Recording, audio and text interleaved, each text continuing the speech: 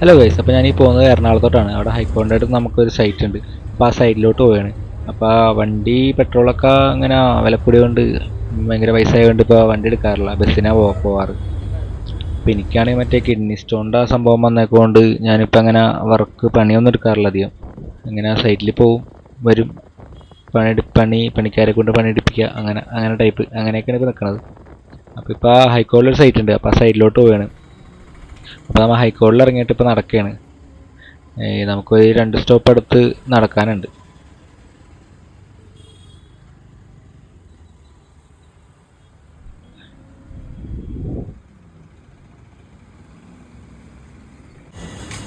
അപ്പോൾ ഇതാണ് നമ്മുടെ സൈറ്റ്. ഇവിടുത്തെ ഒരു മെയിൻ വക്കീലിൻ്റെ വീടാണ്. അവർ തറവാടായിരുന്നു, പൊളിച്ചിപ്പോൾ ഒരു പുതിയ വീട് പണിയാണ്. അപ്പോൾ ഇതാണിപ്പോൾ ഇവിടുത്തെ. ഇപ്പോൾ കട്ടയെ കെട്ടി താഴത്തെ ഒരുവിധം പണികളെല്ലാം കഴിഞ്ഞ്, താഴത്തിനിപ്പോൾ ഈ പ്ലാസ്റ്ററിങ് എല്ലാം ഒരുവിധം കഴിഞ്ഞ്, തേപ്പ് എല്ലാവരും ഒരുവിധം ഏകദേശമൊക്കെ കഴിഞ്ഞിട്ടുണ്ട്. ഇനി കുറച്ചും കൂടിയൊക്കെ ബാക്കി ഉണ്ടാവുള്ളൂ. ഇപ്പോൾ ഈ കാണുന്ന ഈ ഫുള്ള് തേപ്പ് കഴിഞ്ഞിട്ടുണ്ട്. ഇപ്പോൾ ഈ ലെഫ്റ്റ് സൈഡിൽ ഇപ്പോൾ കാണുന്ന ഒരു ഭിത്തി മാത്രമേ തേക്കാനുള്ളൂ. അവിടെ ഇനിയിപ്പോൾ ഒരു ലിൻഡലെടുത്ത് വെക്കാനുണ്ട്. ആ താഴെ കാണുന്ന ലിൻഡലെടുത്ത് വെച്ചിട്ട് വേണം അത് തേക്കാനായിട്ട്. പിന്നെ വയറിങ് കുറച്ച് ചെയ്യാനുണ്ട്. പിന്നെ ഉള്ളത് ഈ സ്റ്റെയറിൻ്റെ ഈ സൈഡും ഈ സ്റ്റെയറും, പിന്നെ ഈ സൈഡും ഈ സ്റ്റെയറും ഈ താഴത്തുള്ളതും ഇത്ര മാത്രമേ ഉള്ളൂ. ബാക്കി എല്ലാ ഒരുവിധം പണിയൊക്കെ കഴിഞ്ഞിടക്കുന്നതാണ്. പിന്നെ മുകളിലിപ്പോൾ ആരാണെങ്കിൽ ഈ കട്ടയിട്ട് തുടങ്ങിയിട്ടുണ്ട്. അപ്പോൾ കട്ടയിട്ടിട്ടുണ്ടെങ്കിൽ ലിൻഡിലടിക്കാനായിട്ട്. അപ്പോൾ അജിച്ചേറിനും ആൻറ്റിച്ചേറിനും പിന്നെ നമ്മുടെ ടോമിച്ചേറിനും കൂടി ഇപ്പോൾ ഇതിൽ കൂടിയാണ് ഇപ്പോൾ കട്ടയൊക്കെ കയറ്റണത്. അവർ 3 പേരേ ഉള്ളൂ ഇപ്പോൾ. ബാക്കി എല്ലാവരും വേറെ സൈഡിലേക്കായി മാറിയിരിക്കുകയാണ്. അപ്പോൾ ഇവിടെ നമ്മൾ സാധനങ്ങളൊക്കെ അടിക്കണം. സാൻഡും മെറ്റലും സംഭവങ്ങളൊക്കെ അടിക്കുന്ന ഈ പറമ്പിലാണ്. ഇത് വേറൊരു അപ്പുറത്താണ് ഒരു ഫ്ലാറ്റുകാരൻ്റെ പറമ്പാണ്. അപ്പോൾ ഇവിടെ എന്ന് ചോദിച്ചിട്ട് ഇവിടെ അടിക്കണം സാധനങ്ങളൊക്കെ. ഇപ്പോൾ ഇവിടെ ഇപ്പോൾ നമ്മളുടെ അവർ 3 പേരുണ്ട്. അവർ 3 പേരിൽ മറ്റേ ടോമിച്ചേട്ടൻ ഇപ്പോൾ പുതിയതായിട്ട് വന്നേക്കുന്ന ഒരു ഹെൽപ്പറാണ്. ഒരുവിധം കുഴപ്പമൊന്നുമില്ല. എന്നാലും പുള്ളി പ്രായമായതാണ്. എന്നാലും നന്നായിട്ട് ഒരുവിധം കുഴപ്പമില്ലാണ്ട് ഇതിലൊക്കെ പണിയുണ്ട്. ഹെൽപ്പറാണ്. അയച്ചാറിനാണ് താഴെ പണിയുണ്ട്, ആൻറ്റിച്ചാറിന് ഇപ്പുറത്ത് പണിയും ചെയ്യുന്നുണ്ട്.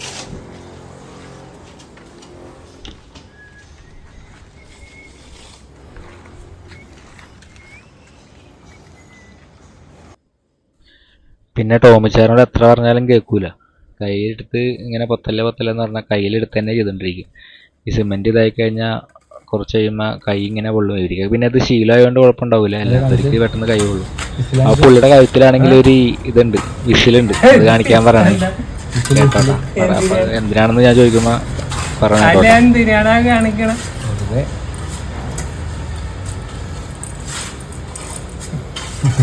എന്തിനാണ് ഇട്ടേക്കണത്? പെടുമരണമൊക്കെ തായ്മാരെ ആംഗ്ലൻസ് പെടുമരണം ഇതൊക്കെ വേളാങ്കണ്ണി മൈസൂറൊക്കെ പല സ്ഥലവും ഇറങ്ങി വേളാങ്കണ്ണിയിലൊക്കെ വരുമ്പോ വായില വെള്ളവും പറ്റും. അതിലെ മൊബൈൽ കുത്തണം. ഇതാകുമ്പോ ഇവിടെ നിന്ന് വിളിച്ചാൽ ചായക്കടയിൽ ചെല്ലും. അത്ര ദൂരത്ത് ഇല്ല. അതാണ് മേടിച്ചത്. അത് ഞാൻ മേടിച്ചല്ല, 12 40 രൂപ ബാംഗ്ലൂർ. അപ്പോൾ കൂട്ടുകാരൻ മേടിച്ചപ്പോൾ ഒരെണ്ണം ഞാൻ അതിൽ നിന്ന് മേടിച്ചിട്ടാണ്.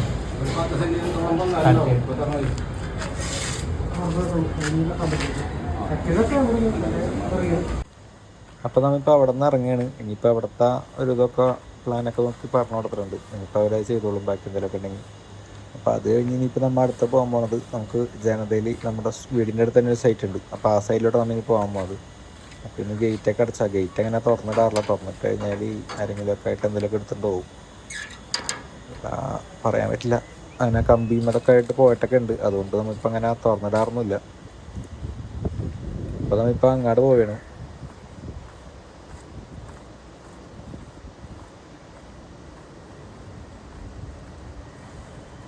അങ്ങനെ ചെന്നപ്പോൾ തന്നെ ഒരു മനോഹർ ബസ് കിട്ടി. ആ മനോഹർ ബസ്സിൽ കയറി. അപ്പോൾ തന്നെ സീറ്റും ഉണ്ടായിരുന്നു. എനിക്കൊന്ന് ഉച്ച കഴിഞ്ഞിട്ട് ഉച്ചര ഒരു 3 മണി 2:30 ആ റേഞ്ചിലാണ് ഞാൻ പോയത്. ആ സമയത്ത് അധികം തിരക്കൊന്നും ഉണ്ടായില്ല. അങ്ങനെ നമ്മളിപ്പോൾ അടുത്ത സൈഡിലെത്തി.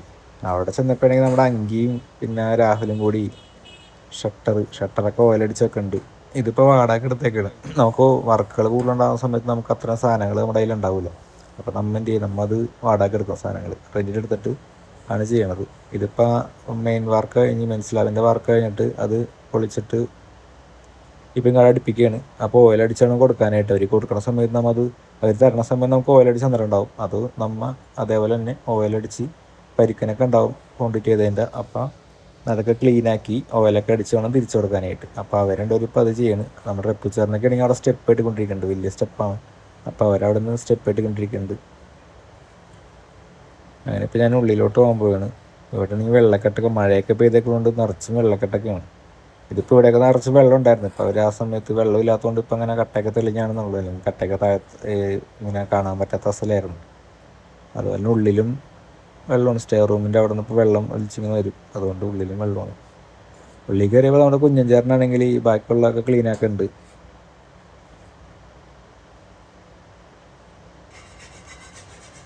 അങ്ങനെ ഇപ്പോൾ അവിടത്തേം കഴിഞ്ഞ് ഇനിയിപ്പോൾ വേറെ സൈഡിലോട്ട് പോകാനുള്ള ഇനിയിപ്പോൾ കൂനമ്മാവും പിന്നെ കൊച്ചിയിലൊക്കെ വർക്ക് നടക്കുന്നുണ്ട്. അവിടെ ഒന്നും പോകാനായിട്ട് പറ്റിയിട്ടില്ല.